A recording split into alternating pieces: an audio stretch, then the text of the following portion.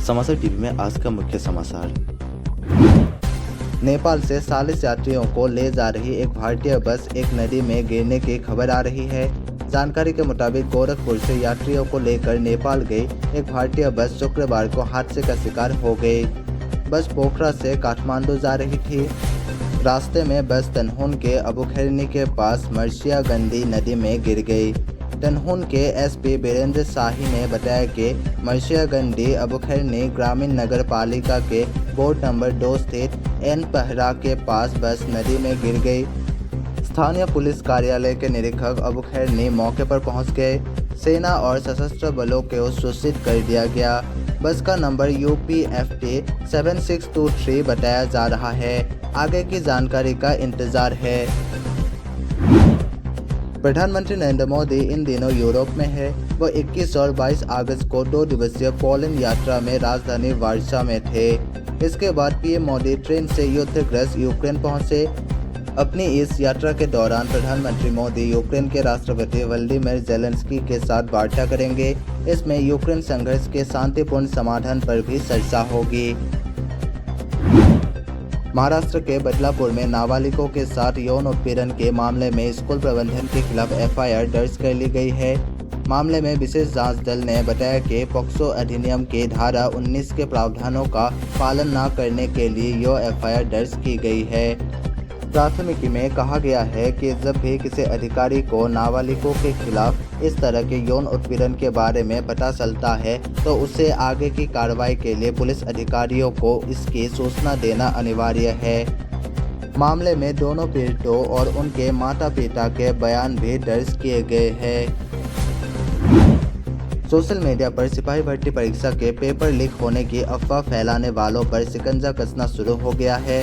Telegram channel पर इस तरह के मैसेज प्रसारित करने वालों पर पुलिस भर्ती बोर्ड ने हुसैनगंज थाने में FIR दर्ज करवाई है। वही भर्ती को लेकर एक्स पर असत्य और अपमानजनक पोस्ट पर सपा के पूर्व मंत्री यासर शाह को भी आरोपी बनाया गया है। साइबर सेल की टीम व STF को जांच में लगाया गया है। भर्ती बोर्ड मीडिया सेल के प्रभारी इंस्पेक्टर सत्येंद्र कुमार के तहरीर पर दर्ज केस में बताया गया कि कुछ शरारती तत्व सोशल मीडिया पर पेपर लीक होने की अफवाह फैला रहे हैं। अभ्यर्थियों को धोखा देकर उनसे ठगी की कोशिश कर रहे हैं। शेयर बाजार नियामक सेबी ने उद्योगपति अनिल अंबानी, रिलायंस होम फाइनेंस के पूर्व प्रमुख अधिकारियों सहित 24 अन्य संस्थाओं के कंपनी से धन निकालकर डाइवर्ट करने के कारण 5 साल के लिए प्रतिभूति बाजार से प्रतिबंधित कर दिया है। सेबी ने अनिल अंबानी पर 25 करोड़ रुपए का जुर्माना लगाया है और उन्हें 5 साल की अवधि के लिए किसी भी सूचीबद्ध कंपनी या बाजार नियामक के साथ पंजीकृत किसी भी मध्यस्थ में निदेशक या प्रमुख प्रबंधकीय कार्मिक के रूप में प्रतिभूति बाजार से जुड़ने से रोक दिया है। त्रिपुरा राज्य इन दिनों भीषण बाढ़ से प्रभावित है। हालत को देखते हुए सेना और NDRF के जवानों को राहत और बचाव कार्यों में लगाया गया है। सेना ने शुक्रवार को एक बयान में बताया कि उन्होंने त्रिपुरा में 330 से ज़्यादा लोगों को बचाया है। साथ ही बाढ़ प्रभावित इलाकों में असम राइफल्स के जवानों की तैनाती की गई है। त्रिपुरा में बाढ़ और भूस्खलन की घटनाओं में अब तक 22 लोगों की मौत हुई है। कई लोग अभी भी लापता हैं। बाढ़ के चलते 65,000 से ज़्यादा लोग प्रभावित हुए हैं और ये लोग 450 राहत शिविरों में रह रहे हैं। भारत और नेपाल सीमा से सटे सीतामढ़ी जिले के बेला गांव में अपराधियों ने दुकानदार और उसकी भतीजी को गोली मार दिया। इसमें भतीजी की मौत हो गई। वहीं दुकानदार की हालत गंभीर है। घटना बेला थाना क्षेत्र के श्रीरामपुर चौक की है।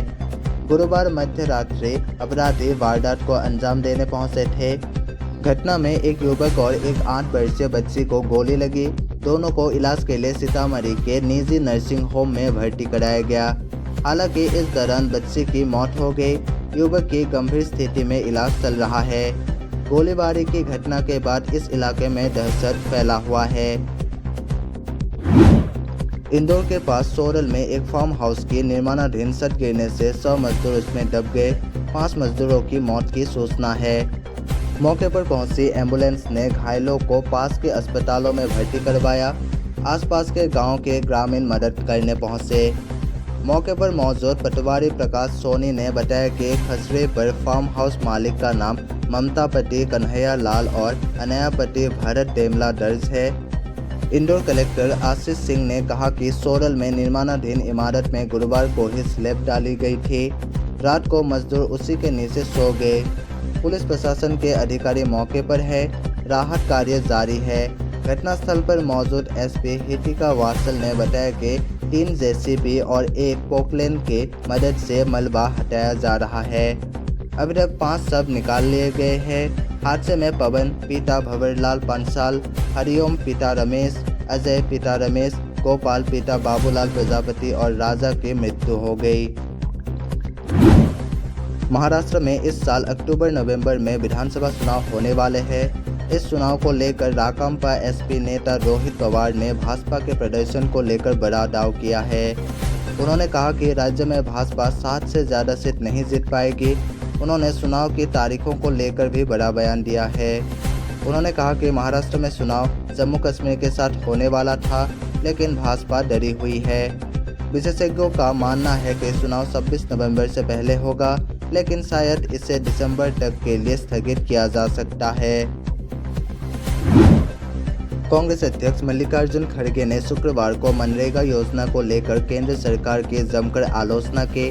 खड़गे ने आरोप लगाया कि मनरेगा की आज जो स्थिति है वह प्रधानमंत्री मोदी के ग्रामीण भारत से विश्वासघात का जीता जागता स्मारक है। खड़गे ने कहा कि 2005 में इस दिन कांग्रेस के नेतृत्व वाले तत्कालीन यूपीए सरकार ने ग्रामीण भारत के करोड़ों लोगों को काम का अधिकार सुनिश्चित करने के लिए महात्मा गांधी राष्ट्रीय ग्रामीण रोजगार गारंटी अधिनियम लागू किया था।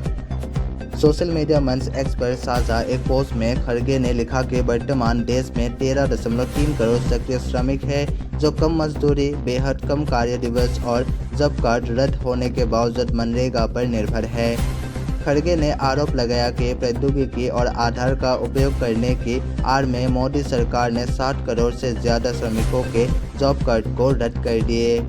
इसके चलते ये लोग मनरेगा से कट गए हैं। कांग्रेस अध्यक्ष ने दावा किया कि मनरेगा के लिए इस साल का बजट आवंटन कुल बजटीय आवंटन का सिर्फ 1.78% है, जो 10 साल का सबसे कम है।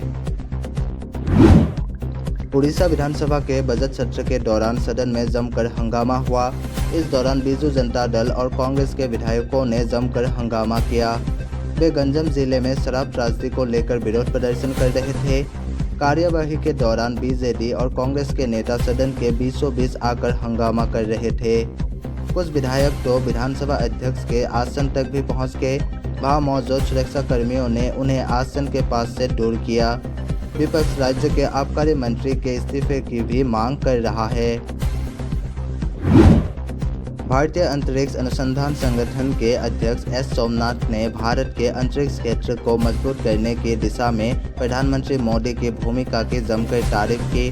23 अगस्त को राष्ट्रीय अंतरिक्ष दिवस के अवसर पर सोमनाथ ने अंतरिक्ष क्षेत्र को आगे बढ़ाने की दिशा में पीएम मोदी द्वारा किए गए नीतिगत सुधारों की सराहना की।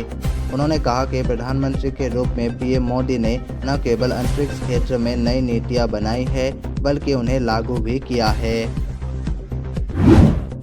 बाराबंकी जिले के थाना क्षेत्र जहांगीराबाद स्थित अवर अकादमी स्कूल में शुक्रवार की सुबह एक सज्जा उस समय भरभरा कर ढह गया जब बच्चे स्कूल शुरू होने से पहले उस पर खड़े थे।